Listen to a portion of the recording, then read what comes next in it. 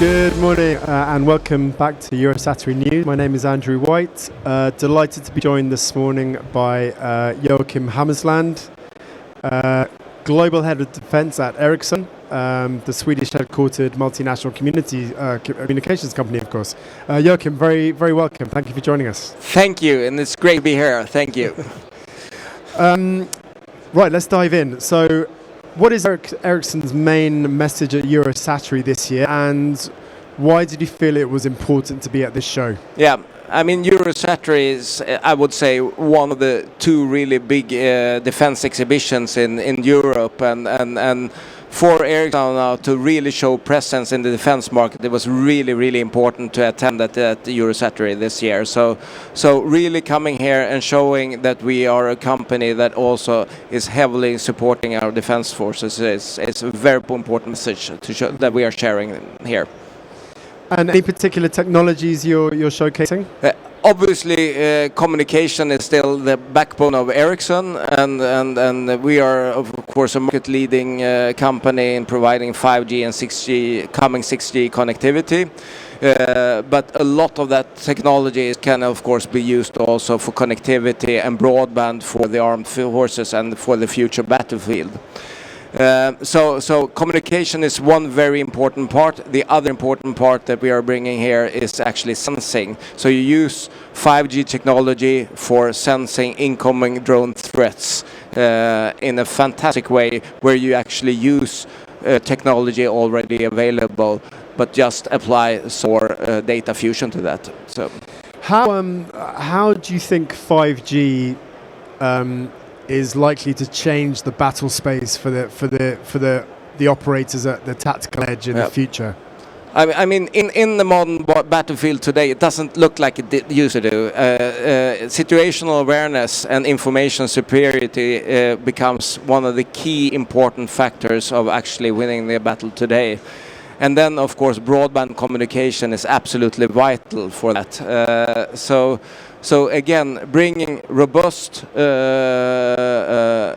connectivity to the battlefield, I think, is one of the key messages that we are giving here. And 5G technology will play a very important part of that, since NATO now is pointing out that 5G technology and coming 6G technology will be part of the backbone of NATO connectivity.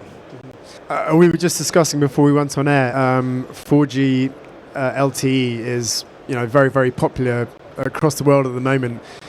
How incremental an improvement would 5G be over 4G LTE, do you think? I mean, we've seen with 5G that with the acting beamforming technology, with a much more higher uplink speeds, the things that we can do today with AI that requires high uplink speeds and all that, really, I think, brings again broadband communication to the battlefield. So there is where 5G, I would say, playing a very vital role. And of course, this will be even much more further improvements with 6G, with the huge investments that we are doing right now in that field. But what's very important for us to show right now that we are doing we are doing communication and sensing based on 5G technology available today. So, I mean, 5G is in service today? Absolutely. So there's a lot of defense forces around the world that are running 5G networks as backbone networks, as part of the public networks, or totally separated or sliced in different ways. So for sure, 5G is being used. And when, Joachim, do you think 6G will enter the fray, so to speak? Well, I mean, in 2030, the technology I think will be more available. So there's a roadmap going forward to that. But again, and there's a lot of new capabilities that will be available, and actually sensing is part of the new 6G standard. But again, what I think is very important from our perspective right now is that a lot of important things that are important for our defense forces today can actually be achieved with 5G technology. We look at Ukraine, contested, degraded communications environments, and this is at the front of everyone's thinking today. How do your solutions support the end users in that type of environment?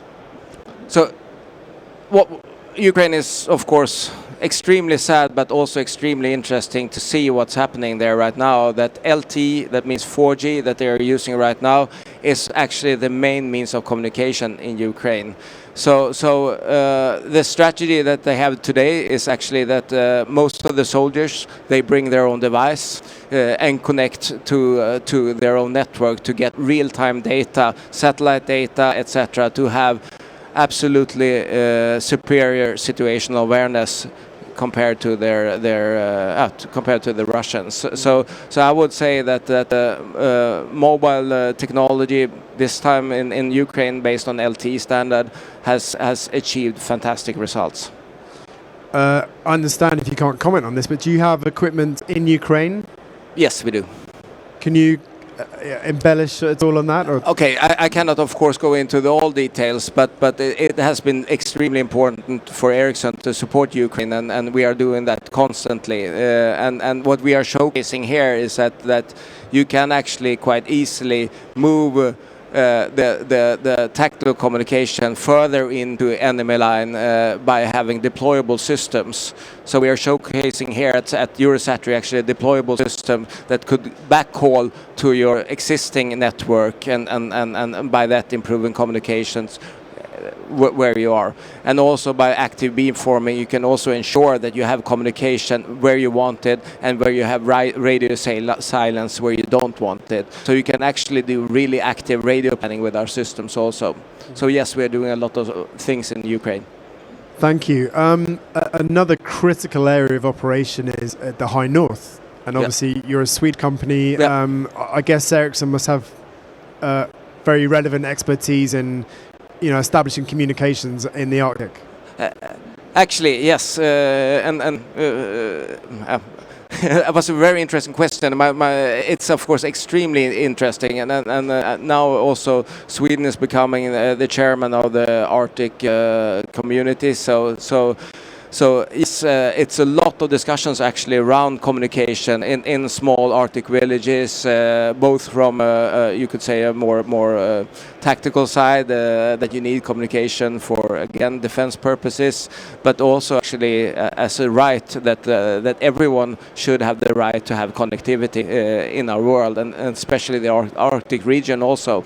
So I think Ericsson again plays a vital role in that field.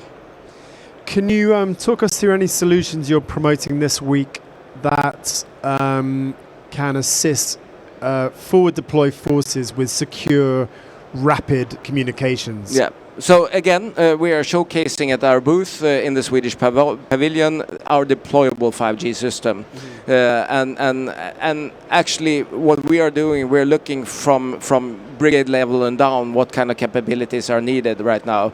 So at the moment we are complementing our existing networks with deployable systems, and this is actually what we are testing right now also in different interoperability practices that are ongoing right now, including NATO practices, etc.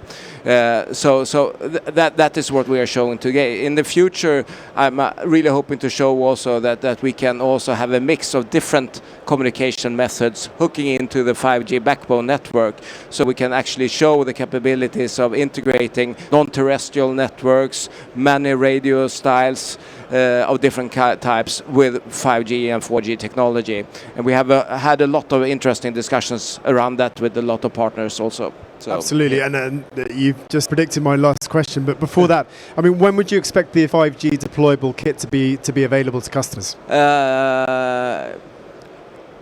I kind of would like to say it's available now, but maybe to deploy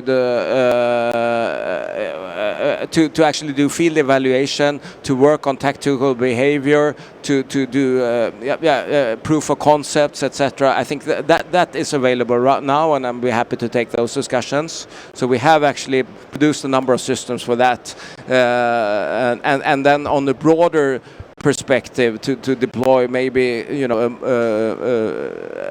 a full-fledged tactical communication systems. I would say we are ready for that within a year from now. Okay, that's exciting. So going back to, we're talking about integrated network, so assured, resilient, integrated is very important. What is Ericsson's approach to, what other sort of communications nodes are you looking to bring into your network? No, again, we love 5G, as you probably noticed already. But we are also, of course, extremely aware of different tactical scenarios requires different types of communication setup. So that's why we also are working closely with the NTN arena to really look at different types of connectivity with satellite and satellite backhauling where that is needed. But also again with working with MANET radio suppliers and see how that can integrate into a backhaul of 5G, 6G. So again, entering this arena is that we are absolutely not believing that 5G, 6G will be the only standard. So there will have to be, I think, a number of different ways of communicating. Would you consider bringing into that mix high frequency troposcatter, or would it be more 5, 6G with a support from SATCOM, whichever orbit that would be? Again, I think both. I mean, right now we are still quite 5G, 6G centric, but and really happy about what we're seeing in terms of it's difficult to jam the systems. It's difficult to detect the systems. They disappear in the overall spectrum and all that. But again, we need to look and working, I think, in a number of different bandwidths, and that is also, of course, absolutely true when it comes to sensing. That we need to look at the full spectrum. And just lastly, Joachim, communications is not just about voice. Data's very important as well, and that data is used for so many different use cases, whether it's air defense, precision strike, surveillance. Can you comment on, how you see your communications fit supporting, which are the most applicable use cases do you think today? Again, I mean, we are a communication company, so that I think opens up for a lot of partnership when it comes to communication and sensing. I would like to stress also. So again, we are C4I system agnostic. We are effector agnostic, and we want to care about communication. So that's where we are playing. And I totally agree with the statement. I mean, talking to a radio is something that you probably don't want to do. You want to have the full data connectivity so you can download your situational awareness and be sure that this is absolutely the latest and greatest information, so you will get the edge towards your enemy. So fantastic. Joachim Hammersland, Ericsson, thank you very much for joining us. Thank you very much. Fantastic to be here. Thank you.